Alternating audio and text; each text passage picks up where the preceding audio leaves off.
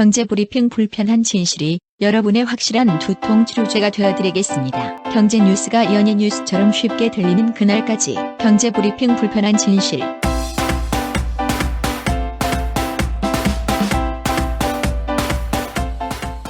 경제브리핑 불편한 진실 2월 3일 순서 시작하겠습니다. 곧 설이 다가오잖아요. 못 봤던 가족 친척들 보는 건 기쁘지만 걱정거리가 하나 있죠. 세뱃돈? 그러니까 이놈의 세뱃돈을 도대체 어떻게 해야 될 것인가? 이게 상당히 걱정스러운데 어제 저녁 제가 우연찮게 또 MBC 뉴스를 봤잖아. MBC 뉴스 거의 안 보는데 이렇게 채널 돌리다 보니까 그 장면이 딱 나오더라고요. 거기서 뭘 얘기를 했냐면 요즘 은행 창고에서는요 신권 구하기 전쟁이 시작됐대요. 그렇죠. 이맘때면. 그렇죠. 왜냐면 세뱃돈을 깨끗한 빳빳한 돈으로 주고 싶어 하잖아요. 또 그걸 받아야지 기분 좋아하고. 그래서 한국은행이 어제 설 자금을 방출했는데 와, 이 돈 다 어디가 있나? 나한테는 한 푼도 없고 900억 원이나 방출을 했대요. 예. 대부분 세뱃돈에 쓰이는 5만 원권, 만 원권, 신권이래요. 5만 원짜리도 줘요, 요새는? 그러니까 말이야. 은행에서는 이제 고객 유치를 해야 되잖아. 그래서 신권을 기다리는 고객들한테 이런 서비스까지 하네요. 세뱃돈 전용 봉투를 만들었는데 거기에 만화 캐릭터가 들어가 있더라고요. 예. 여기다가 세뱃돈 넣어서 주면 애들이 좋아하겠죠. 그런데 문제는 이 신권 구하기 전쟁이란 말이 나올 정도로 신권을 구하려는 사람들이 많으니까 이게 돈이 모자란다는 거야. 그래서 교환 날짜나 한도를 제한하는 은행들이 있대요. 그러니까 가서 내 마음대로 신권을 찾아올 수가 없는 거야. 근데 한은에서는 이런 얘기까지 한다고 합니다. 왜 굳이 세뱃돈을 빳빳한 신권으로 줘야 되느냐? 이건 낭비다. 차라리 깨끗한 헌돈. 근데 이게 좀 말이 이상해. 깨끗한데 헌돈이야? 아무튼 한은에서는 세뱃돈은 깨끗한 헌돈으로 주자. 이런 캠페인을 하고 있대요. 그러면서 덧붙인 설명이 지난해 새 화폐 발행에 들어간 비용이요. 많긴 많아요. 1,440억 원이나 된대요. 이렇게 화폐 발행에 돈이 많이 들어가니까 굳이 신권을 주면서 이런 비용을 낭비할 필요가 있느냐 이렇게 주장을 하는 거죠. 근데 저는 이걸 보면서 정작 고민은 국가는 어차피 비용 때문에 걱정이 되지만 실질적으로 우리한테는 세뱃돈이 신권이건 헌권이건 돈이 없는 게 문제잖아. 그렇죠. 진짜 세뱃돈 애들한테 얼마나 줘야 될까? 진짜 걱정이 너무 많잖아요. 박 PD는 어떻게 주실 거예요? 저는 아직 저희 아이들이 어려서 잘 몰라요. 10,000원짜리와 5만 원짜리의 가치 차이를 다행히.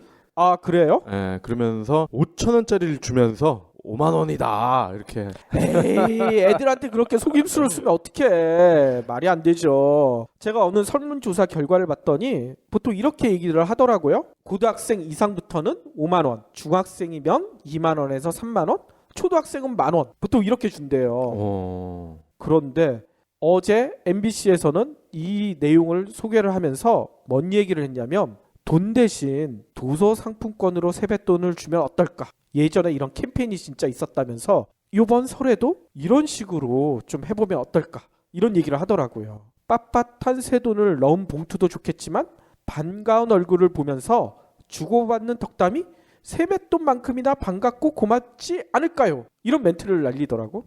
애들은 싫어할걸요? 그러니까 내가 보기에도 좀 싫어할 것 같아. 세뱃돈을 앞두고 제 걱정이 너무나 많아서 어제 들었던 얘기를 좀 같이 공유하고자 경제브리핑 들으시는 애청자 여러분들한테 말씀드린 거고요. 진짜 여러분들은 도대체 세뱃돈 얼마씩 주실 건지 좀 궁금하네요.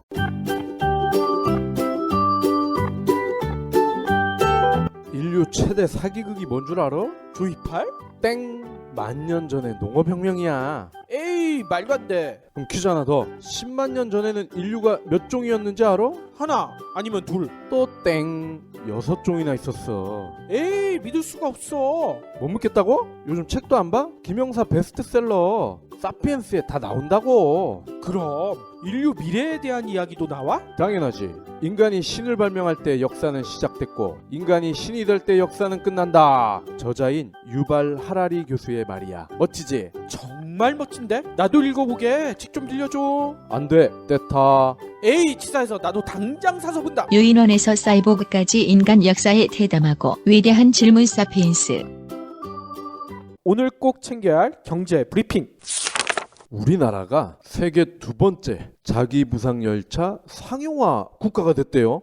아니 자기 부상 열차 저는 과천과학관에서만 봤거든요. 예, 그게 이제 현실에서 볼 수 있는 거군요. 그렇다고 합니다. 현대차 계열사죠. 현대 롯뎀. 여기서 세계 두 번째 자기 부상 열차 상용화에 성공했다고 하면서 3일, 오늘이죠. 시운전을 했어요.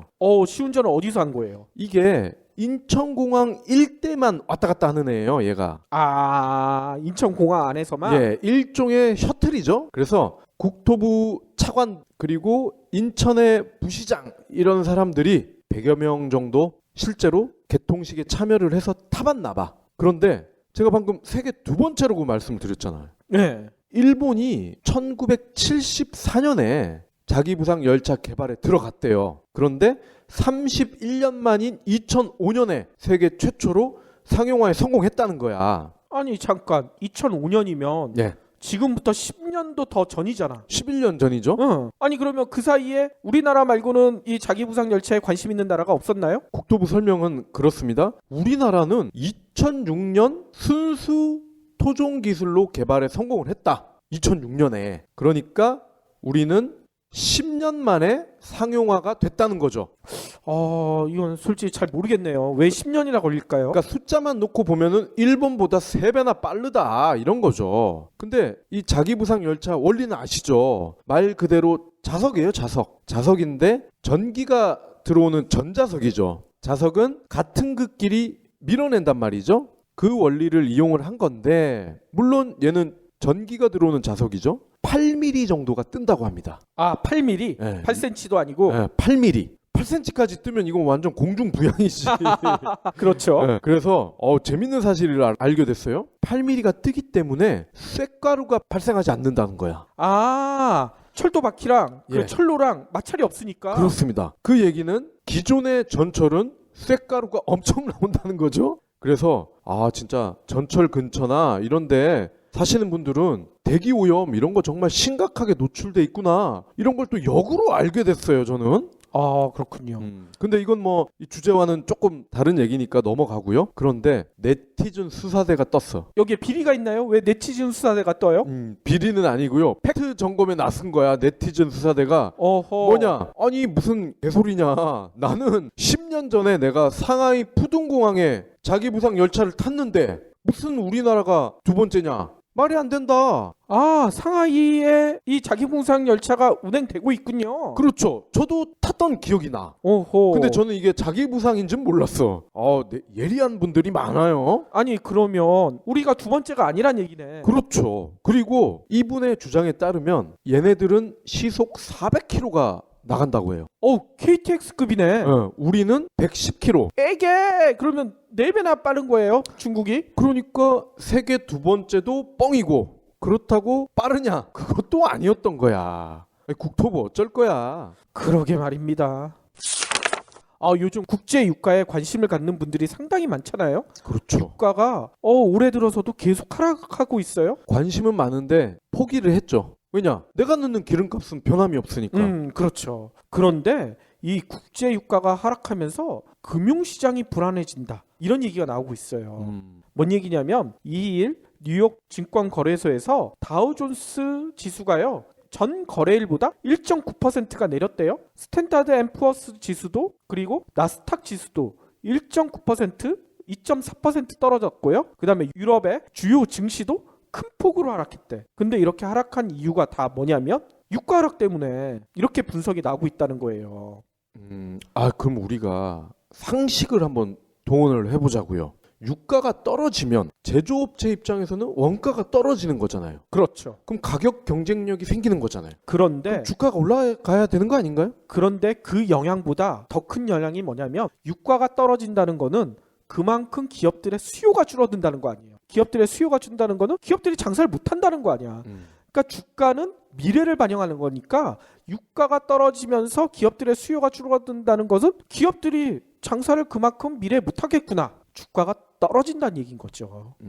뭐 이런 얘기를 다 떠나 아까 박 PD가 했던 얘기가 가장 우리 유가와 관련된 얘기죠. 아니 원유 가격 떨어지는데 우리한테는 별로 이득이 없어요. 진짜 유가가 떨어지는 게 뭐 기업들이 장사를 못할진 모르겠지만 우리한테는 휘발유 가격 떨어지면 좋은 거 아닌가요? 그렇죠. 근데 원가가 떨어지면은 물건도 싸져야 되는데 별로 싸진 않은 것 같아요. 다음 소식입니다. 예금 금리가 지금 1%대잖아요. 그렇죠. 그런데 주택담보대출 금리가 몇 %인지 아시나요? 최근에 박 PD가 아파트 때문에 대출 받으러 갔잖아. 몇 네. %예요? 근데 저는 예금이 1%대니까 그래도 은행이 마진은 남아야 되니까 한 2% 중반 정도 되지 않을까 생각했거든요. 근데 오늘 3%대를 다시 회복을 한 거예요. 아니, 일본은 마이너스 금리인데 우리는 왜 이렇게 다시 또 대출 금리가 올라가는 거예요? 예, 그거를 설명을 드릴게요. 3일 전국은행연합회가 밝혔어요. 주택담보대출 평균금리가 연 3%대다. 2%대 금리가 있긴 하다고 합니다. 딱 두 군데. SH수협은행 그리고 광주은행. 딸랑 두 개래. 나머지는 다 3%대. 아니, 수협은행이랑 광주은행은 거래하는 사람이 별로 없을 것 같은데. 거의 없겠죠. 그런데 단순 계산해서 예대 마진이 더블이에요. 이 저금리 시대에. 오호. 이유가 뭔고 봤더니 이거 참 웃겨요. 주택담보대출 금리의 기준이 되는 지수가 있대. 그게 뭐냐면 코픽스라고 합니다. 코픽스. 코픽스는 자본 조달 비용을 반영한 주택담보대출의 기준 금리라고 합니다. 그러니까 쉽게 얘기해서 은행이 주택담보대출로 내가 이 돈을 고객에게 빌려줘야 되는데 자기 곳간에 있는 돈을 빼오는 게 아니라는 거예요. 그렇죠. 예, 자기네들도 땡겨와야 된다 이거야. 땡겨오기 위해서는 코픽스 금리를 따라야 된다. 그게 3%다 이 얘기죠. 자, 그런데 예대 마진이 2배예요. 이 저금리 시대에도 피를 빨아먹는 게 흡혈귀잖아. 그죠? 드라큘라. 은행은 허가받은 드라큘라가 아닌가 이런 생각이 들어요. 박 PD가 대출 받으면서 얼마나 스트레스를 많이 받았으면 이런 얘기를 할까요? 작작 빨아라.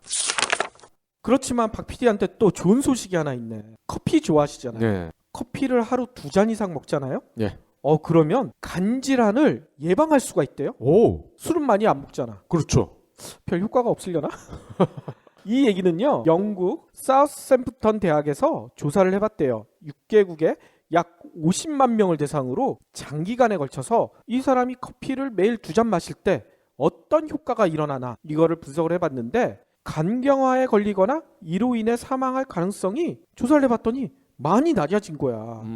특히 44%까지 줄일 수 있는 걸로 나타났다고 합니다. 와. 그러니까 커피 많이 마시면 술 많이 마셔도 간질환에 안 걸린다. 근데 이게 좀 이상하지 않아요? 저희가 통계 얘기할 때 항상 강조를 하잖아요. 주최 측이 어디냐?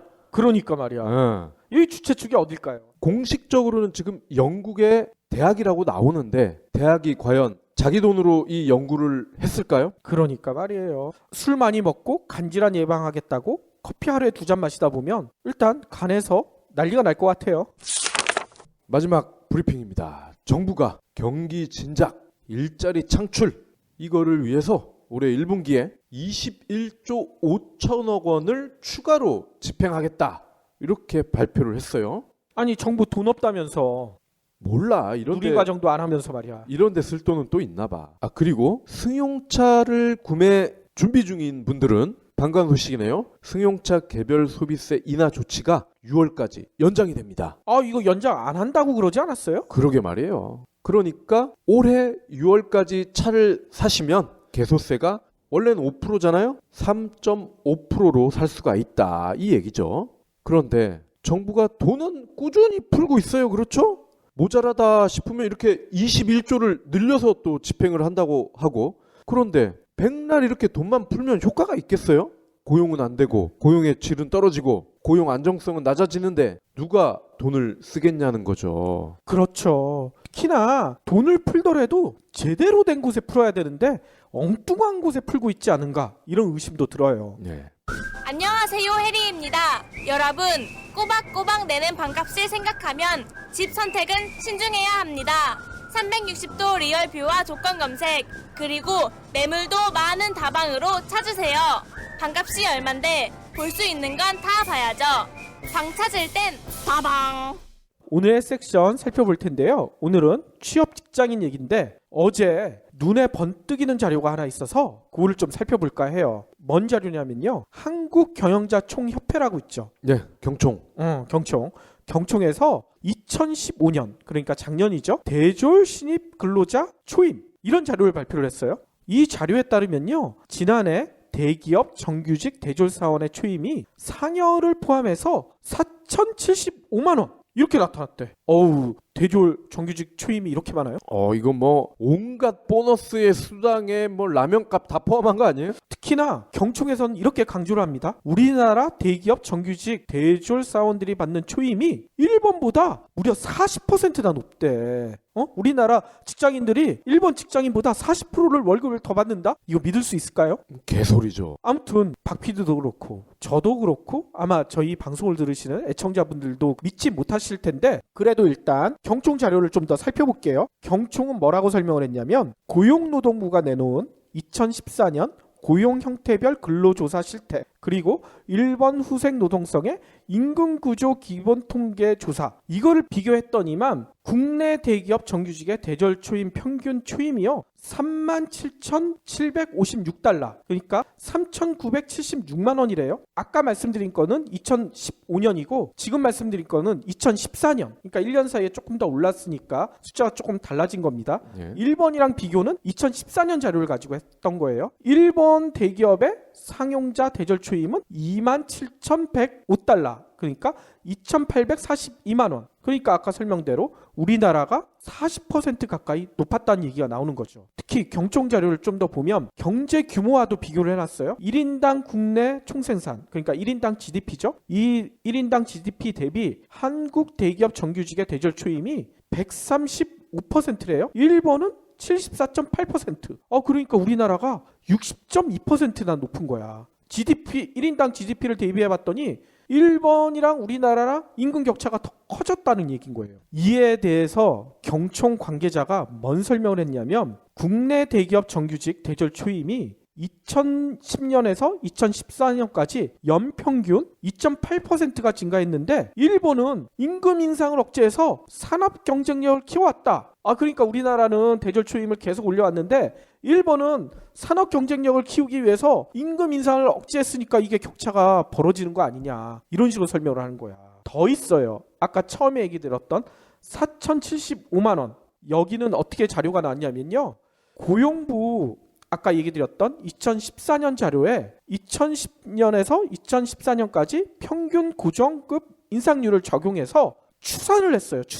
추산이란 게 뭔지 아시죠? 예. 추정해서 산출한다. 이런 식으로 추산을 해봤더니 아까 대기업 정규직 대졸 평균 초임은 4,075만 원인데 중소기업은 2,532만 원, 그리고 대기업의 기간제 초임은 2,450만 원, 중소기업의 기간제는 2,189만 원, 영세기업은 2,055만 원. 이런 식으로 줄줄이 떨어진다는 거야. 이 얘기가 뭐냐면 대기업 정규직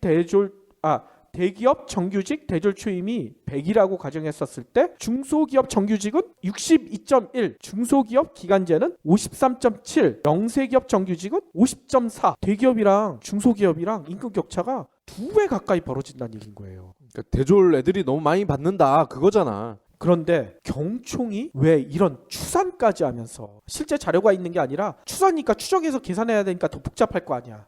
왜 이런 수고를 했을까?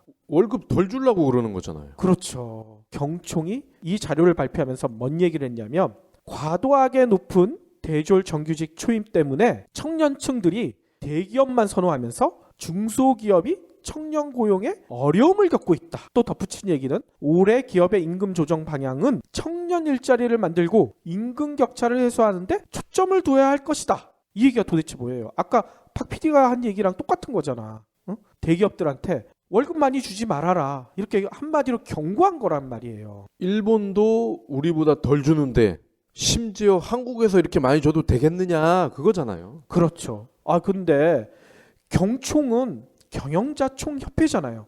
네. 우리나라를 대표하는 기업 집단인데 이런 집단에서 이런 임금 경고를 하는 거는 이례적이라고 합니다. 특히나 경총은 이것까지 붙였어요. 2016년 임금 조정 권고. 여기서 뭔 얘기를 했냐면, 연봉 3,600만 원 이상 기업은 과도한 초임을 조정해 그 재원만큼 신규 채용에 써라, 이렇게 권고를 했대. 그러니까 월급 초임 너무 많이 주는 대기업들은 다 깎고 그만큼 신규 채용을 더해라. 어떻게 보면 말이 되는 얘기인 것 같잖아. 예전에 저희가 에코백 시간에 통계 거짓말 이런 걸 다룬 적 있죠. 네. 거기서 저희가 뭔 얘기를 드렸냐면 통계의 거짓말에 속지 않는 5가지 비법을 알려드렸어요. 그중에 4번째 혹시 기억나세요? 4번째가 뭐였냐면 상식적으로 말이 되지 않으면 의심하라. 일단 저도 못 믿고 박 PD도 못 믿고 저희 방송을 들으시는 애청자분들도 못 믿고 경총의 자료를 한번 의심을 해보겠어요. 경총에서는 아까 그런 식으로 설명했죠. 우리나라 대기업 대졸 평균 초임 계산할 때 그 근거가 어디서 나왔냐면 고용노동부의 2014년 고용형태별 근로실태 조사. 이게 좀 낯이 익는다는 생각이 들어서 제가 과거 기사를 좀 검색을 해봤어요. 그랬더니 뭐가 나타났냐면 지난해 정경련이 30년차 근로자 임금이 1년 차이 4.3배 이런 기사 한번 기억나시죠? 네. 이게 정경련이 통계를 조작했다 해가지고 그때 한번 난리가 났었던 자료거든요. 그렇죠. 이때도 사용했던 게 근거가 뭐였냐면 바로 2014년 고용형태별 근로실태 조사. 이게 원천 소스였던 거야. 기억을 좀 되살리기 위해서 그 당시 정경련이 뭔 얘기를 했었냐면 2014년 30년차 근로자의 월 평균 임금이 638만 원인데 1년차 근로자는 149만 원이다. 그러니까 4.3배나 차이가 난다. 이렇게 주장을 했었는데 저희가 그때 임금 피크제 도입하기 위해서 자료를 조작한 게 아니냐 이런 의혹을 제기했었잖아요. 네. 좀 기억이 나실 거예요. 그만큼 2014년 고용형태별 근로실태 조사가 많은 문제점이 지적되고 있는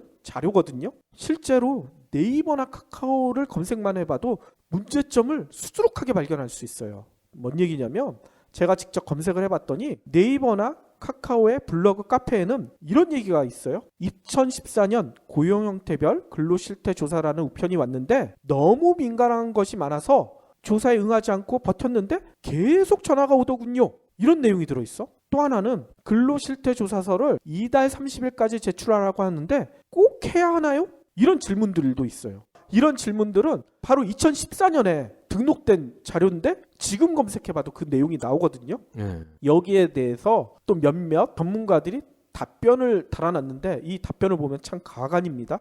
이런 조사 노동부에서 왔으면 일단 하는 게 좋겠습니다. 다만 허위 신고를 해도 처벌은 없습니다. 알아서 하십시오. 들어보시니까 이게 뭔 얘기인 것 같으세요? 그러니까 정확도가 목적이 아니라는 거네. 그러니까요. 우리가 고용노동부가 고용형태별 근로실태 조사를 한다. 보통 사람들은 그렇게 생각하실 거예요. 우리가 인구통계조사 있잖아요. 인구통계조사는 이 통계조사원을 모집을 하죠. 그래 각 가정을 방문해서 실제로 집에 몇 사람이 살고 있고 방은 몇 개고 이런 걸 조사를 하잖아. 고용노동부도 당연히 그렇게 조사할 것이다. 일반적으로 그렇게 생각하잖아요. 네. 근데 여기 드러난 걸 보니까 그냥 서류 보내는 거야. 서류 보내놓고 너네 회사에 직원 몇 명이야? 월급 얼마야? 적어서 다시 고용노동부로 반송을 하면 그걸 가지고 조사했다는 얘기인 거야. 아니 근데 우리가 원천 소득 징수 이런 거 있잖아요. 그렇죠. 그런 거 보면 그대로 다 나오잖아요. 그러니까 말이에요. 은행에 대출을 받으려고 해도 그런 걸 떼서 가야 되는데 그 전산화된 통계를 얘네는 이용을 못 하는 거예요? 안 하는 거예요? 저도 못하는 건지 안 하는 건지 정확히 모르겠어요. 그렇지만 의심은 가죠. 안 하는 게 아닐까. 못하는 건 아니겠죠. 그러니까 저는 이 사례를 보면서 이런 생각이 들더라고요. 왜 대기업 평균 초임이 우리가 생각하는 것보다 훨씬 높을까? 대기업들은 고용노동부가 고용실태별 조사라는 걸 한다고 서류를 보내왔었을 때 인사 담당자가 서류를 적을 거 아니야. 대기업은 조금이라도 우리 회사가 직원들한테 월급을 많이 주고 있다고 숫자를 좀 올릴 유혹에 빠질 가능성이 높죠. 그렇죠. 또 작은 소기업들은 이거를 혹시 월급을 많이 준다고 적었을 때 세무조사 나오는 거 아니야? 이런 불안감이 있을 거 아니야. 그러면 조사 서류에 적을 때 숫자를 하나라도 줄일 가능성이 높잖아. 그렇죠. 당연히 차이가 대기업이랑 중소기업이랑 임금 격차가 많이 날 수밖에 없는 조사라는 거예요. 이거를 근거로 따져보면. 경총이 밝혔던 대졸 초임 믿기가 힘들어지는 결과가 나온다는 얘기인 거죠. 또 하나가 더 있어요. 경총에서는 우리나라 대졸 초임이 일본보다 40%나 높다고 했잖아요. 그런데 각 국별로 이렇게 대졸 초임을 비교하는 게 의미가 있을까? 전문가들이 이런 지적을 합니다. 국가별 임금 비교는 너무나 다양한 변수가 있어서 사실상 비교 자체가 큰 의미가 없다. 왜냐하면 각 나라별로 주거 환경도 다르고 교통 환경도 다르고 그렇기 때문에 임금 비교가 큰 의미가 없다. 특히나 요즘은 환율이 급격하게 변동하고 있잖아. 네. 그렇기 때문에 경총이 얘기했던 40%가 높다는 게 큰 의미는 없긴 한데 아무튼 경총 비교만 놓고 무슨 문제점이 없나 좀 살펴봤는데요. 일단 경총 자료를 살펴보니까요. 이런 설명이 붙어 있어요. 일본의 초임은 소정대 급여와 연간 상여금 및 타 특별 급여를 합한 것으로 대졸 이상 학력을 가진 1000인 이상 기업의 상용직 신입사원 대상이라고 이렇게 붙어 있습니다. 얼핏 보면 비슷하게 비교한 것 같이 보이잖아요. 별 차이가 없어 보이잖아요. 그런데 이 자료에 참조에 뭔 내용이 붙어 있는 줄 아세요? 일본의 초임은 후생 노동성의 임금 구조, 기본 통계 조사 등을 활용해 추정한 것이다 돼 있어. 그러니까 후생 노동성이 직접 밝힌 게 아니라 후생 노동성의 자료를 가지고 경총에서 다시 추정을 했다는 얘기인 거예요. 그러면 한국 얘기도 그렇고 일본 얘기도 그렇고 결국 다 소설이라는 거 아니야? 소설일 가능성이 높다는 거죠. 경총이 지난해 뭔 일이 있었냐면 올해 4년제 대졸 신입사원 초임이 월 290만 9천 원 이런 자료를 내놨었는데 이때 엄청난 비난을 받았거든요. 웬 소설을 쓰냐. 이렇게 소설을 쓴다고 비난을 받으니까 올해는 아예 자료의 신빙성을 좀 높게 보이기 위해서 아까 얘기 드린 대로 일본과 우리나라의 초임 비교에 대한 기준을 비슷하게 가지고 왔는데 실상은 이게 다 추정인 거야. 추정. 이게 무슨 의미가 있겠어요. 진짜 한마디로 꼼수를 쓴 거다. 이렇게 볼 수밖에 없는 거죠. 아니 근데 얘들이 이렇게 하는 이유가 알 것 같아요. 경영자총협회 경총은 그래도 각 기업의 CEO나 오너나 이런 사람들이 모여 있잖아요. 그러면 언론에서는 이들이 뿌리는 자료를 고스란히 받아서 제목도 더 현란하게 뽑아서 주겠죠. 그럼 그걸 보는 일반인들은 당연히 아 그렇구나. 우리 아들이 일본 애들보다 돈 많이 받는 걸 기쁜 걸 이러겠지. 아 과연 기쁜 걸 할까? 우리 애청자분들은 그걸 아셔야죠. 경총이 주는 자료를 아무런 생각 없이 받아 쓰는 언론, 그런 언론들이 분명히 적지 않다는 거를. 그렇죠. 진짜 이렇게 꼼수를 쓴 것보다 더 큰 문제가 있어요. 경총이 어제 자료를 발표하면서 권고를 했다고 했잖아요. 과도하게 높은 대졸 정규직 초임 때문에 청년층이 대기업을 선호하면서 중소기업들이 청년들을 고용하는데 어려움을 겪고 있다. 과연 이 말이 사실일까? 혹시나 이게 사실이더라도 해법이 월급에 하향 평준하면 이게 좀 문제가 있지 않을까요? 그렇죠. 중소기업들의 월급이 너무 낮으니까 안 가면 중소기업들의 월급을 높여줘야지. 아 중소기업들이 월급이 낮으니까 안 간다니까? 그러면 높은 대졸 니네 더 내려와 중소기업 수준까지. 이게 과연 말이나 되는 얘기인가? 저는 진짜 이 권고를 보고 분노를 할 수밖에 없었어요. 말이 안 되지만 얘들이 그걸 원하는 거지.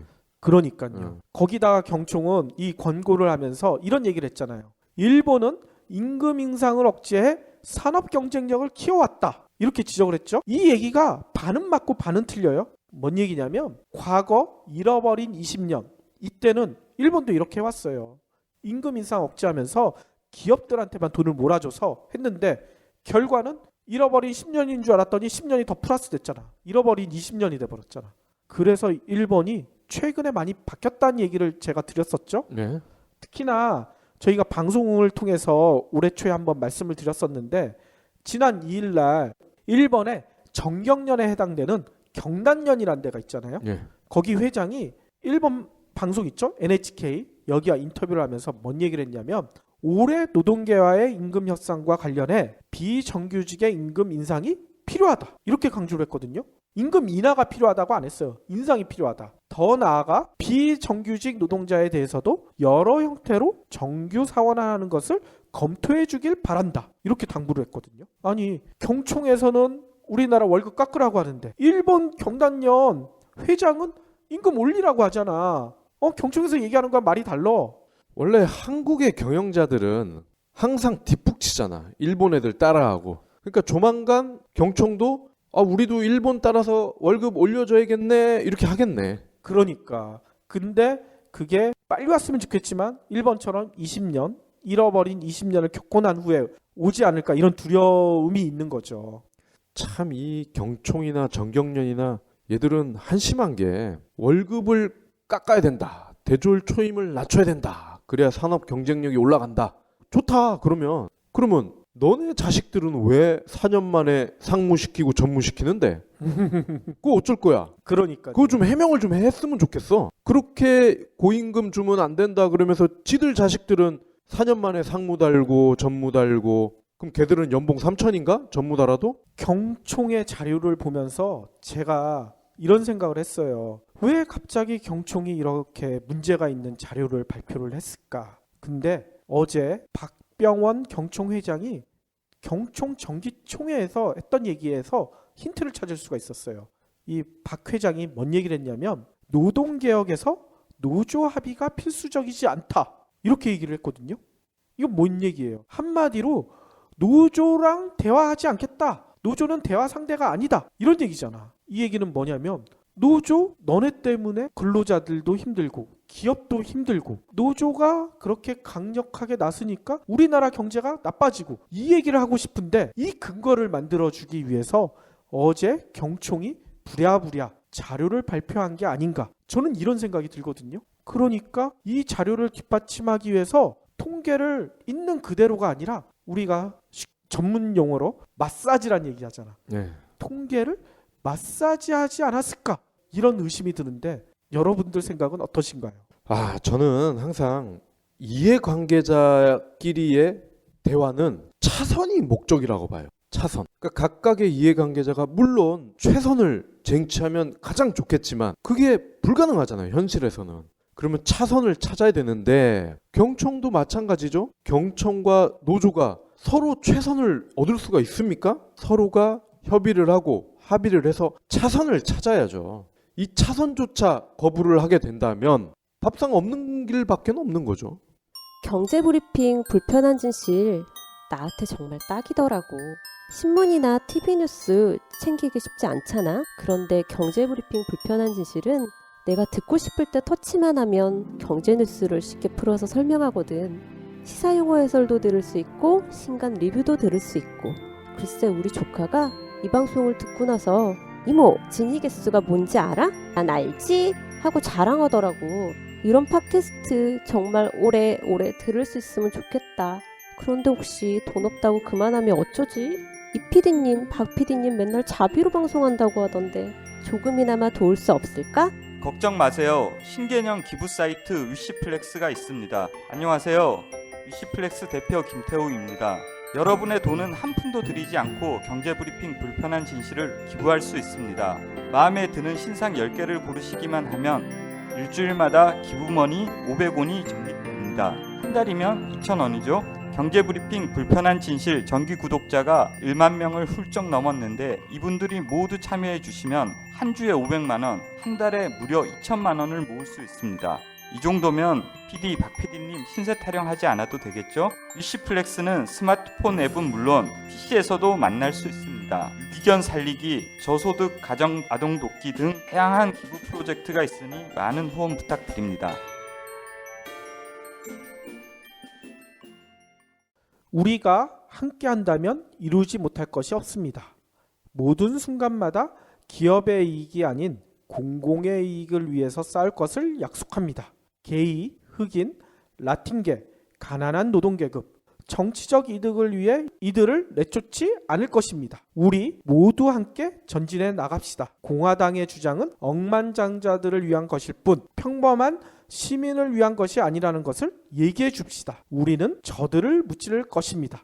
이 얘기가 누가 한 얘기인지 혹시 아시겠어요? 대충 예상은 되네요. 미국 민주당에서 대선 후보가 될 가능성이 상당히 높아진 버니 샌더슨 상원의원의 말이에요. 이 버니 샌더슨 상원의원은 특별한 이력을 가지고 계시잖아요. 미국 버몬트주에서 상원의원인데 무소속이었어요. 민주당 소속이 아니었어요. 그런데 민주당의 대선 후보로 도전장을 내밀었고 진짜 1일날 미국 대선의 풍향계로 불리는 아이오와주에서 열린 코커스에서 대세로 불렸던 힐러리 클린턴 전 국무장관과 지지율을 반분을 했어요. 거의 차이가 안 나더라고요. 대의원의 절반을 확보했다고 합니다. 미국에선 무슨 평가가 나오고 있냐면 산술적으로 샌더슨이랑 힐러리가 비겼지만 사실상 승리는 샌더슨이 이렇게 평가를 하고 있어요. 특히나 이 다음 뉴햄프셔 프라이머리에서는 여론조사를 했더니만 샌더슨이 힐러리보다 20% 가까이 앞선다는 거예요. 민주당 대선 후보가 될 가능성이 높아졌고 결국은 미국 대통령이 될 가능성도 높아졌다는 얘기인 거죠. 예. 특히나 우리가 방송에서 한번 말씀드렸어요. 100% 적중률로 유명한 웨스턴 일리노이 대학에서 모의 대선을 해봤더니만 샌더슨이 결국은 대통령이 될 것이다. 이렇게 점쳤잖아요.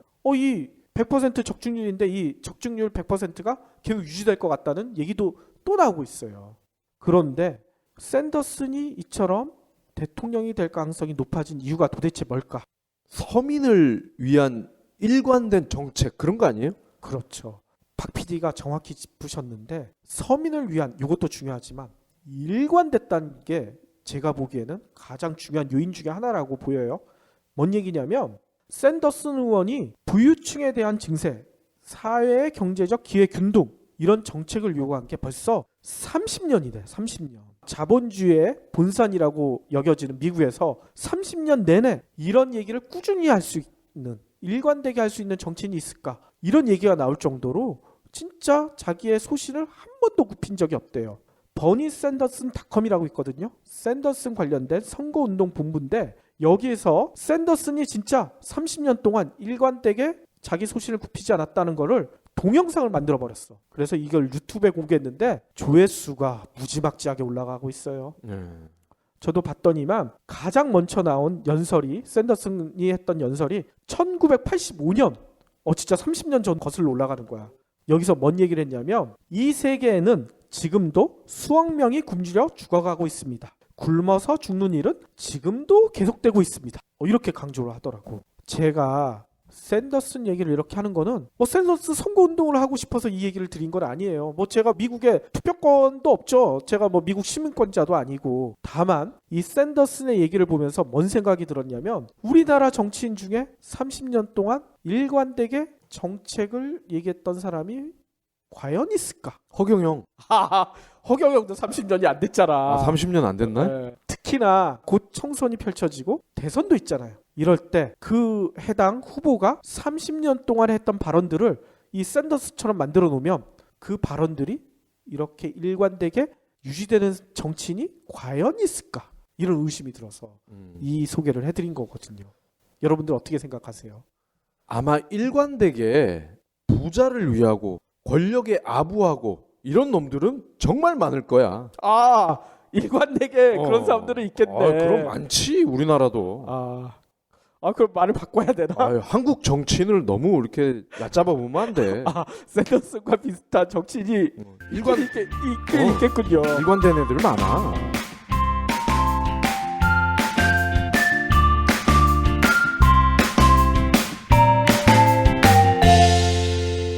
본 팟캐스트의 저작권은 뉴스백에 있습니다.